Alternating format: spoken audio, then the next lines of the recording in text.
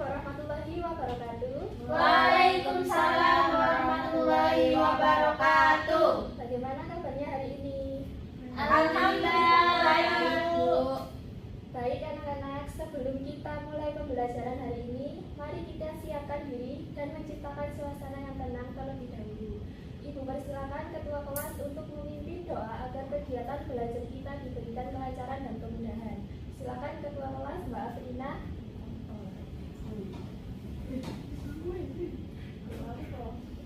Marilah teman-teman kita berdoa menurut kepercayaan dan keyakinan masing-masing. Berdoa dimulai. Berdoa selesai. Terima kasih. Semoga setelah berdoa tadi hati kita dan pikiran kita lebih siap untuk menerima materi yang akan kita pelajari bersama pada pagi hari ini. Selanjutnya saya akan mengecek kehadiran kalian pada pagi hari ini. Vina Fauziatul Amila Hadir. Afrina Pratiputri Hadir. Elis Emanda Hadir, Salani Bu. Siti Oliza Saktifa Zakia. Hadir, Bu. Oke, hadir semua ya pada pagi hari ini. Ya. Anak-anak, sebelum kita masuk ke materi hidrolisis sekarang, Ibu ingin mengingatkan kembali bahwa kalian sebenarnya sudah punya bekal penting dari pelajaran sebelumnya. Kalian sudah belajar tentang asam dan basa, cara mereka melepaskan ion ketika larut dalam air, sampai bagaimana reaksi netralisasi terjadi dan membentuk suatu garam. Secara umum, kalian sudah bisa membedakan mana asam atau basa yang kuat dan yang lemah, serta memahami bahwa sifat suatu zat sangat dipengaruhi oleh kemampuan ionisasinya di dalam air. Tapi tentu saja setiap anak punya kecepatan belajar yang berbeda. Kadang masih ada yang bingung membedakan kekuatan asam basa atau masih ragu bagaimana proses ionisasi itu sebenarnya terjadi. Kalau ada bagian yang belum begitu kalian kuasai, itu wajar sekali. Karena itulah sebelum masuk lebih jauh ke materi hidrolisis, Ibu melakukan sebuah asesmen diagnostik, semacam cek pemahaman awal untuk melihat konsep mana yang perlu kita perjelas lagi bersama. Iya, Bu. Adapun tujuan pembelajaran yang kita lakukan pada hari ini, yaitu kita akan menjelaskan konsep dasar hidrolisis garam sebagai bentuk keseimbangan ion dalam larutan. Yang kedua, menganalisis kekuatan asam dan basa pembentuk garam untuk menentukan kecenderungan sifat larutan. Baik, ini kita kerjakan ya. Iya, Ibu. Ibu mau tanya dulu, siapa yang masih ingat ciri-ciri asam kuat? Angkat tangan. Saya. Ya, silakan. Asam kuat itu terionisasi sempurna, Bu. Betul, asam kuat itu terionisasi sempurna. Kalau basa kuat bagaimana? Saya, Bu. Ya, silakan. Untuk basa kuat itu juga sama. Basa kuat juga langsung terurai penuh. Oke. Sekarang lihat pilihan jawabannya. Menurut kalian pasangan mana yang kategorinya benar? B. B. Bagus, betul sekali. Yang benar adalah B. Asam asetat itu asam lemah dan KOH itu basa kuat. Lanjut. Pertanyaan selanjutnya. Sekarang masuk ke ionisasi. Anak-anak, kalau zat dilarutkan ke dalam air, apakah semuanya langsung pecah menjadi ion? Tidak. Bagus, ada yang terionisasi penuh dan ada juga yang hanya sebagian. Sekarang lihat opsi-opsinya mana yang paling sesuai menurut kalian. B, Bu. Benar, basa lemah terionisasi sebagian dan menghasilkan sedikit ion OH. Contohnya yaitu NH4OH atau NH3 plus H2O. Coba Ibu tanya balik, kalau basa kuat seperti natrium hidroksida jika terionisasi sempurna bagaimana?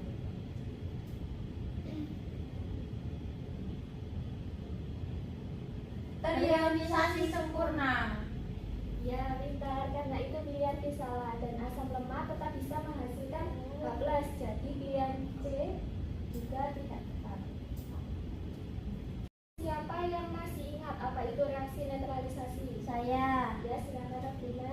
Reaksi netralisasi Neutralisasi itu reaksi asam dan basa yang yang menghasilkan, jika direaksikan akan menghasilkan air atau H2O. Oh iya, benar sekali. Reaksi neutralisasi itu ketika H+ ketemu OH- lalu berubah menjadi air. Iya. Kalau begitu, dari pilihan di slide ini mana yang benar menurut kalian? B. Saja jawabannya benar nggak? Ya, Yeay. jawabannya B. Reaksi antara asam kuat dan basa kuat menghasilkan air dan garam. Ini adalah contoh reaksi paling sederhana dari reaksi neutralisasi. Oh, benar. Coba kalian lihat video di slide ini. Menurut kalian apa sih yang terjadi pada larutan tersebut?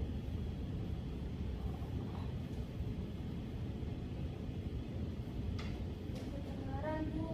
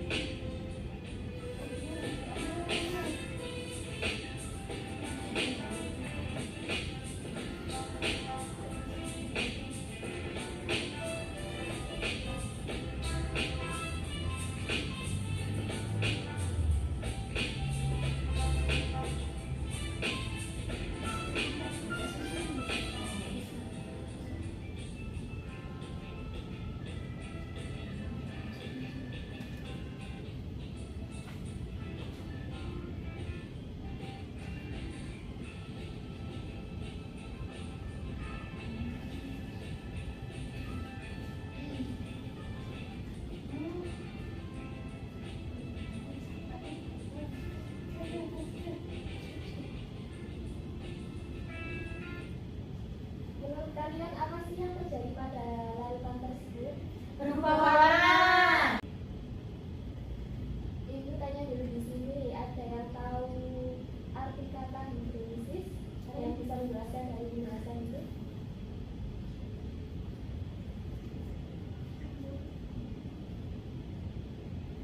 Saya.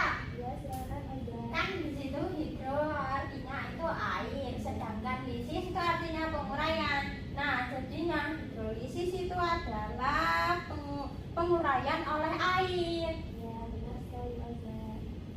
Kalau yang mengalami penguraian ini adalah ion-ion dari garam, maka larutan garam itu bisa berubah sifat menjadi asam, basa, atau tetap netral. Inilah yang kita pelajari hari ini. Anak-anak, sebelum kita masuk ke materi hidrolisis garam, Ibu ingin mengingatkan kembali bahwa kalian sebenarnya sudah punya bekal penting dari pelajaran sebelumnya.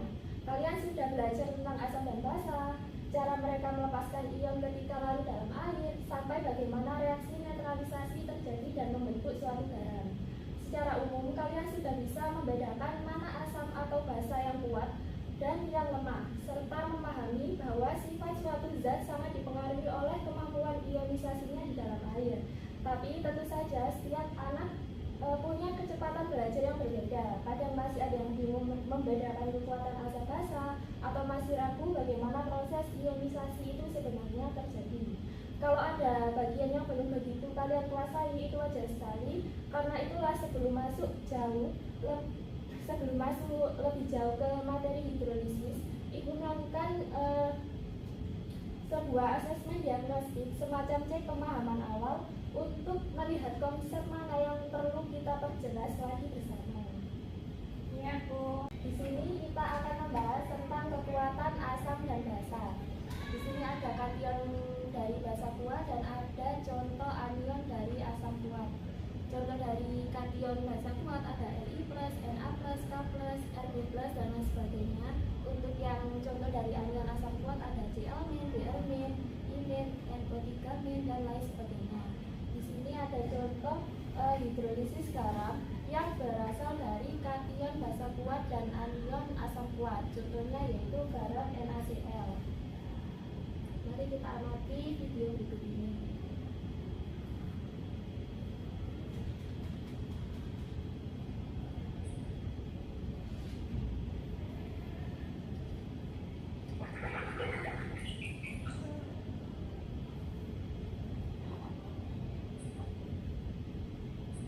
Merupakan garam NaCl direaksikan dengan air lalu dites melalui indikator universal.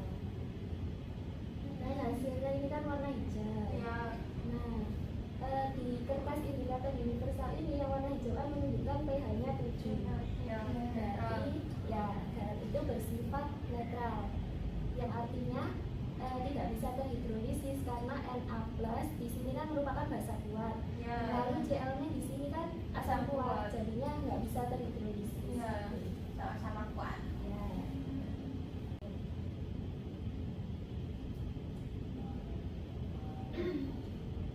Nah, garam amonium klorida ini ketika direaksikan dengan air kan warnanya berubah menjadi Orange warna kekuningan. kekuningan. Nah, di dalam kertas indikator universal ini dia menunjukkan rentan pH 4 hingga 5. Berarti garam amonium klorida itu dikatakan sebagai garam Kasar. Kation dari basa lemah amonium klorida ini mengalami hidrolisis karena lemah itu tadi terhidrolisis menjadi NH3 plus H3O+. Lalu untuk yang anion dari asam kuat ini tidak dapat terhidrolisis karena dia berasal dari anion asam kuat. Maka garamnya terhidrolisis sebagian yang NH4+ dan merupakan garam yang bersifat asam karena pH-nya tadi rentan 4 hingga 5. Iya.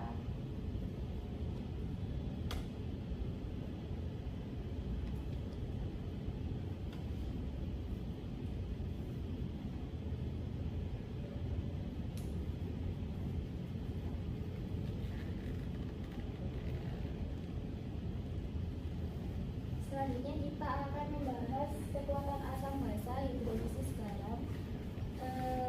Asam natrium aset, garam natrium asetat. Untuk yang Na ini kan berasal dari kation basa kuat. Berarti yang asam asetat ini berasal dari asam lemah. Nah, kita amati video perubahan warna hidrolisis garam antara kation asam lemah dan anion asam kuat. Di sini contohnya ada garam amonium klorida. Bisa kalian lihat perubahan warnanya ketika direaksikan dengan air.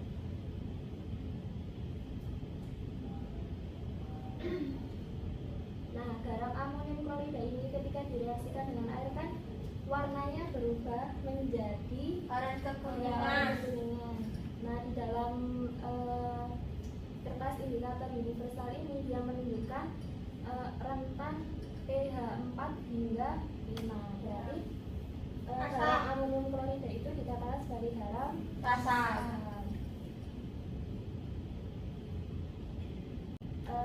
pH berapa?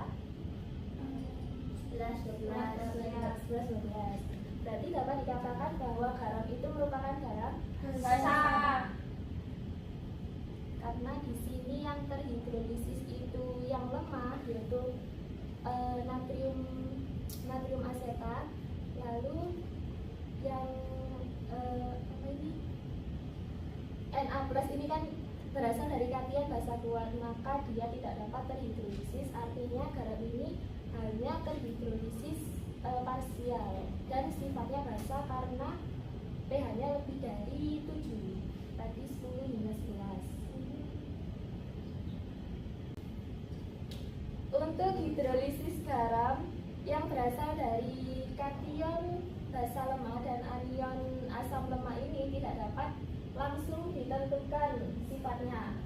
entah itu asam, basa maupun netral, tapi nanti akan ditentukan sifatnya berdasarkan nilai KA dan KB yang akan kita pelajari di pembelajaran berikutnya. Iya.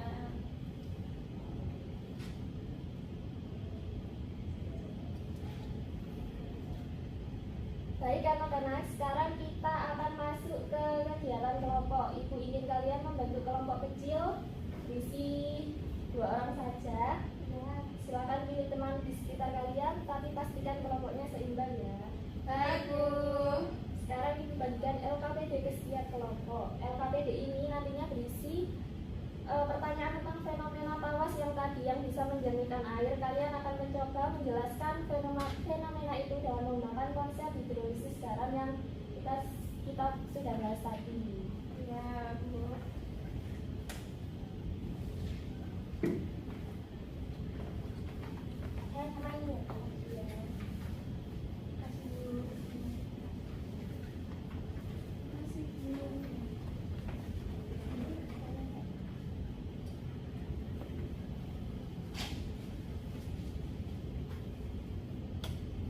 Baik, waktunya telah selesai. Sekarang ibu ingin kalian mempresentasikan hasil diskusi kelompok. Bisa salah satu aja. Saya. Baik, silakan Bunda. Jawaban dari kelompok 1 itu adalah ketika tawas air 2SO4 kali dilarutkan ke dalam air, garam ini akan berurai menjadi Al3+ dan SO4 2-, dan dari kedua ion tersebut hanya Al3+ yang mengalami hidrolisis karena merupakan kation dari basa lemah sehingga tidak stabil dalam air. Sebaliknya, ion SO4 2- yang berasal dari asam kuat bersifat stabil dan tidak bereaksi kembali dengan air. Nah, ion Al3+ kemudian berinteraksi dengan molekul-molekul air dan menarik ion OH- sehingga terbentuk AlOH 3 kali sebagai endapan halus, sedangkan sisa reaksinya menghasilkan ion H+ yang membuat larutan sedikit lebih asam. Nah, endapan AlOH 3 kali inilah yang berperan penting dalam proses penjernihan air. Zat ini bersifat seperti gel yang mampu mengikat partikel-partikel kecil, menyebabkan kekeruhan. Partikel yang semula melayang bebas akan menempel pada endapan tersebut dan membentuk gumpalan yang lebih besar atau vlog, kemudian menghadap ke dasar wadah, dan demikian kejernihan air terjadi karena proses hidrolisis dari ion Al3+ yang menghasilkan endapan pengikat kotoran, bukan karena tawas membersihkan air secara langsung. Baik, terima kasih Elza untuk jawaban yang telah Ya, Bu, dipresentasikan. sama. Dari sini kita bisa lihat bahwa konsep hidrolisis itu tidak hanya ada di buku, tapi juga benar-benar dipakai dalam kehidupan sehari-hari. Tawas bisa menjernihkan air karena reaksi hidrolisis ion Al3+ menghasilkan endapan yang mampu mengikat partikel kotor.